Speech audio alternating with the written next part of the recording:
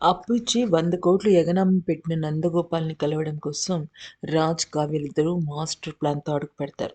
ఎంతసేపు డబ్బులు లాక్కోవాలని కాకుండా డబ్బులివ్వాలి అని చెప్పేసి నందగోపాల్ ఉంటున్న ఔట్ హౌస్‌లోకి వాళ్ళు అడుగు పెట్టిస్తారు. అయితే ఆల్రెడీ నందగోపాల్ ఒక అమ్మాయితో ఎంజాయ్ చేద్దామని చెప్పేసి ఒక ఫస్ట్ నైట్‌కి సంబంధించిన ఒక రూమ్‌ని డెకరేట్ చేసుకుంటే అది చూసిన కావ్య షాక్ అయిపోతుంది. ఇదేదో మన భూత్ బంగ్లాని తలపిస్తోంది అని అనుకుంటుంది. ఈలోపు తన చీర తగిలి రాజ్ మీద పడడంతో ఇద్దరూ కూడా ఆ శోభనపు పాన్పు మీద అలా పడిపోతారు. వాళ్ళకి తెలియకుండానే అనమాట. అయితే వాళ్ళిద్దరూ ఒకళ్ళ కళ్ళల్లో ఒక్కొక్కళ్ళు చూసుకొని ఎంతలాగా అంటే నిజానికి చాలా రోజుల తర్వాత వాళ్ళిద్దరూ మళ్ళీ ఒకటయ్యారు కదా! అంతకు మునుపు ప్రేమ ఉంది. వాళ్ళిద్దరూ శారీరకంగా ఒకటయ్యారు. శోభనమైంది కానీ మళ్ళీ ఎడబాటొచ్చింది. ఇప్పుడు మాత్రం వీళ్ళిద్దరి మధ్య చక్కగా మళ్ళీ కొత్త ప్రేమలు చిగురిస్తున్నాయని చెప్పొచ్చు.